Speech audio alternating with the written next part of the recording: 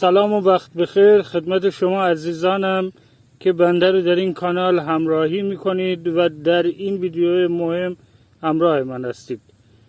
همونطوری که از عنوان ویدیو متوجه شدید، قرار بنده راهکاری رو خدمتتون عرض کنم برای شمایی که به داروهای قارچکش و درمانی گیاهان دسترسی ندارید. میخوام به صورت ارگانیک بهترین چیزی رو که شما میتونید استفاده بکنید تا مشکلاتی مثل همین بیماری شانکر باکتریایی و بیماری های دیگر قارچی مثل بیماری های گموز یا قارچ های تنه‌جوشی، گل سنگ ها، عوامل قارچی و باکتریایی با ریختن برگ های بیمار درخت روی زمین و پوسیده شدن و تجزیه شدن همین برگ ها و علف ها توی خاک شیوع پیدا میکنه، سرایت پیدا میکنه به تنه درخت، به توقه درخت، از ضعیفترین نقطه گیاه شروع میکنه، بافت آوندی پوست رو از بین میبره، ارتباط بین ریشه و شاخسار و برگها رو قطع میکنه، باعث پژمردگی و از بین رفتن درختان میشه. دوستانی که ویدیوها رو به صورت سریالی دنبال میکنن میدونن توی 2 تا ویدیو قبلی بنده این بیماری های قارچی رو توضیح دادم و محلول هایی رو که برای پیشگیری استفاده میشه، برای تقویت و درمان گیاه استفاده میشه رو هم توصیه کردم.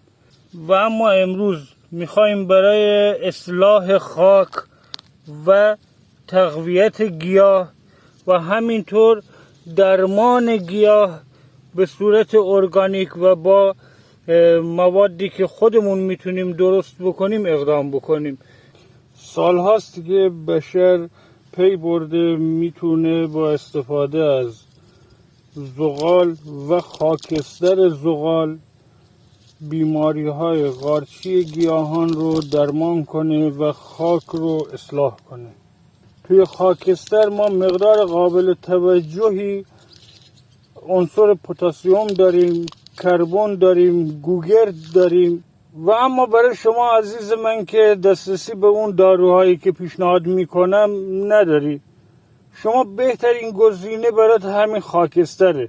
حتی کشاورزان بومی گیلان از خاکستر کاه هم برای قارچکشی تو مزرعه برنج برای بذر شالی استفاده میکنن. خب ما نیاز به خاکستر مرغوب داریم، در واقع خاکستری که از آتش زدن کنده درخت و سوختن خود زغال به دست اومده باشه. شاخ و برگ و علف و اینها را هم اگر خاکستر بکنیم بیفایده نیست، اما مثل خاکستر خود چوب تاثیر نداره. بنده حتی استخون رو هم میسوزونم و این خاکستری که من از استخون به دست میارم از این استفاده میکنم برای اصلاح خاک. این خیلی تاثیر بهتری داره و دقت بکنید این استخون باید کاملا مثل این سوخته باشه و زغال شده باشه. این پتاسیم، کلسیم و عناصر مفید بیشتری داره. ما با 2 روش باید از این خاکستر کمک بگیریم و من الان این 2 روش رو در اختیار شما میذارم.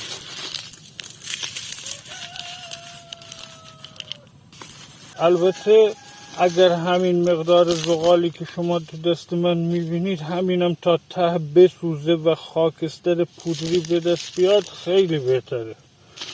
فقط من میخوام اینجا روش کار رو و استفاده از این رو بهتون نشون بدم. به این شکل این خاکستر سبکش رو جدا کنید. در مرحله اول برای شستشو و تمیزکاری تنه درخت ما 0.5 کیلو خاکستر رو توی 4 لیتر آب مخلوط کنید به این ترتیب.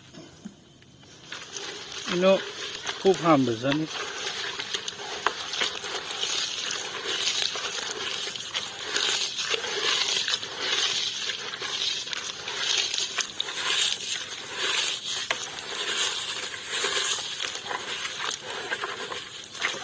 اون قسمت زغالی که هنوز کاملا نسوخته میاد روی آب. این زغالایی که به جا مونده رو همینجا پای همین تنه درخت به خاک اضافه کنید.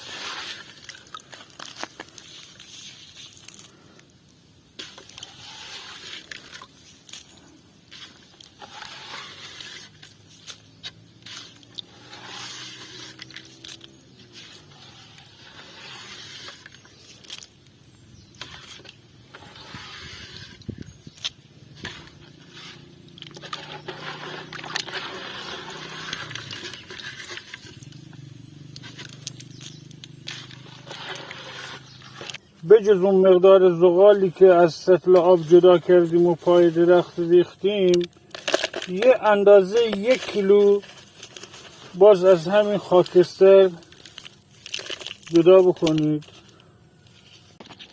خب خاکستری رو که داریم رو از همین نزدیک تنه درخت شروع میکنیم اضافه میکنیم به خاک باغچه.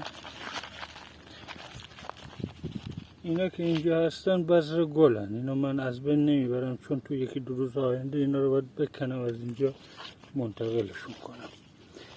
خب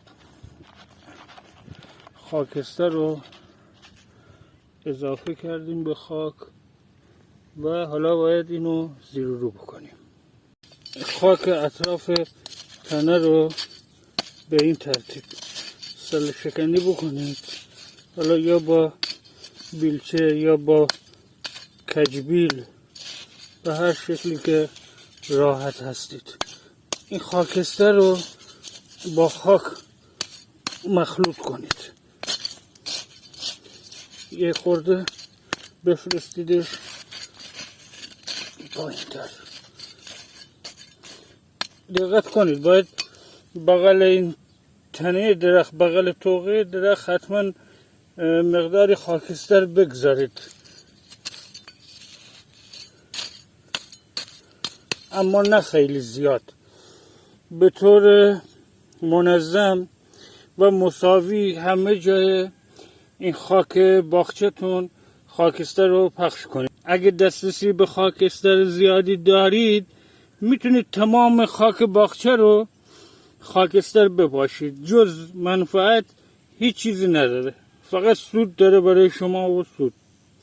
خب اما در مصرف اینم زیاده روی نکنید. همین مقدار 1 کیلوگرمی که بنده عرض کردم خدمت شما، اینو توی همین شعاع 1 متر اطراف تنه درخت که میریزید این برش کافیه. نیاز نیست که 5-6 کیلو خاکستر رو همینجا بغل این تنه درخت شما دپو کنید یا خاکستر زیادی با خاک مخلوط کنید. به دلیل گوگردی که درش هست رطوبت تو خودش نگه نمیداره و سریع این قسمت رو خشک میکنه. با اضافه کردن مقداری خاکستر در اطراف پایه ما این قسمت رو همیشه خشک نگه میداریم، چون رطوبت بالا است که بیماری رو سرایت میده به این تنه، به بافتای زنده. و ریشه گیاه که پایین خاک هست اون برای خودش رطوبت جذب میکنه. در صورتی که شما بیش از حد خاکستر اضافه نکرده باشی به خاک باغچه. خب حالا میایم سراغ تنه درخت که ترکیدگی داره یا گل سنگ داره یا اصلا نداره و ما میخوایم پیشگیری انجام بدیم.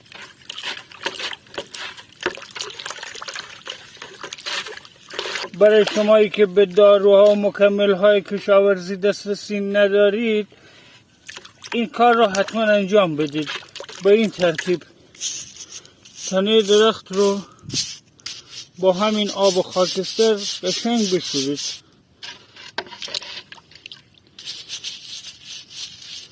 با یه فرچه انجام بدید این کار که این گل سنگا رو بکنید بافتای مرده رو بکنید تا هر کجای تنه درخت که میتونید استفاده بکنید و تنه و شاخه رو بشورید، مخصوصا برای تنه های درختی که مبتلا هستن، این شکلی هستن. اینها رو از پوست درختتون بریزید پایین. این بافت های خشک شده رو، اینها رو همه رو بریزید پایین.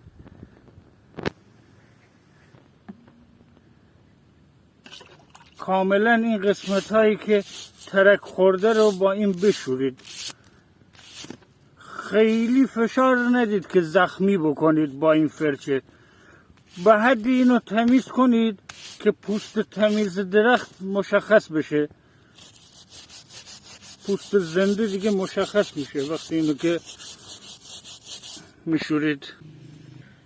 اگر روی تنه درخت بافت مرده‌ای داره، پوسیدگی داره یا سمق ترشح کرده، همونطوری که تو ویدیو قبلی نشون دادم، با یه تیغ تیز، با یه چاقوی تیز اون بافتای مرده رو جدا بکنید. بعد اینو حسابی اینطوری بشورید.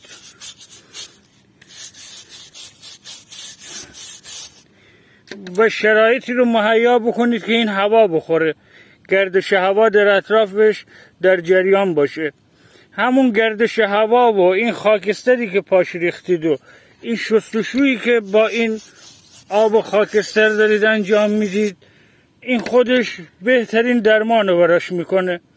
و توصیه پایانی بنده، من دیدم توی فضای مجازی و حتی کامنت هایی که بعضی از دوستان برای بنده میفرستن و لطف میکنن کامنت میفرستن، گفتن که خاکستر میتونه حشرات رو دور کنه، حلزون ها رو دور بکنه یا مورچه ها رو دور بکنه. خاکستر تنها کاری که میتونه انجام بده همینه.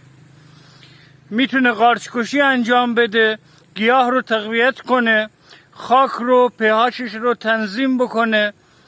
بیشتر برای اصلاح خاک شما میتونید ازش استفاده بکنید و برای پیشگیری و درمان بیماری های باکتریایی و قارچی در گیاهان. حلزون و مورچه و اینها اصلا هیچ ربطی به خاکستر نداره، اصلا هم بهش اعتنا نمی کنن. ممکنه توی اون یکی دو روز اولی که خاکستر میپاشید، چون بافت شور و خشکی داره، مخصوصا خاکستری که از پوست برنج درست شده، گیلانی ها برای دودی کردن برنج از پوست برنج رو میسوزنن و خاکسترش رو به دست میارن، اون شوره و اون شوری تو چند روز اول ممکنه به بدن حلزون ها بچسبه و حلزون رو دور بکنه. اما اون حلزون خیلی قوی تر از اون چیزی است که بخواد با این خاکستر و این چیزها از گیاه شما فاصله بگیره. و شخصا پیشنهاد میکنم قبل از اینکه بیماری رخ بده، قبل از اینکه گیاهتون درگیر با هر گونه بیماری های قارچی و اینها بشه، شما با هرس صحیح، با پابیل کردن خاک، با استفاده منظم و صحیح از کودها گیاهتون رو قوی بکنید، شرایط گسترش قارچ رو محدود بکنید و به طور ارگانیک، به طور طبیعی از وقوع بیماری جلوگیری بکنید. زمانی که گیاه بیمار میشه و درگیر با بیماری میشه، حتی اون داروهای قارچکش سیستماتیکی که بنده تو ویدیوهای قبلی بهتون توضیح دادم که چطور استفاده بکنید، اونها هم همیشه نمیتونن گیاه رو نجات بدن. گیاهی که ارتباط شاخسارش با ریشه قطع شده، مگر اینکه شما زود اقدام کرده باشید اون رو نجات بدید. همیشه توصیه بنده این هست، پیشگیری انجام بدید، به طور منظم از داروها استفاده بکنید. این داروها همه عناصر طبیعی هستن، هیچ خطری برای انسان نداره. ویدیویی هم که امروز بنده درست کردم، خاکستر بهتون نشون دادم، توضیح دادم، این برای کسانی است که دسترسی به این داروها ندارن و چاره دیگه ای نیست، باید از این استفاده بکنن و تأثیر هم داره، خیلی تأثیر داره. ازش استفاده بکنید، نتیجه رو حتما توی کامنت ها با ما به اشتراک بگذارید دوستان دیگه هم هستن توی کامنت ها مطالعه میکنن از این ارتباطی که با هم داریم. من واقعا لذت میبرم، خوشم میاد. بنده هر بازدیدی که دارم توی ویدیوها برام یه عدد نیست.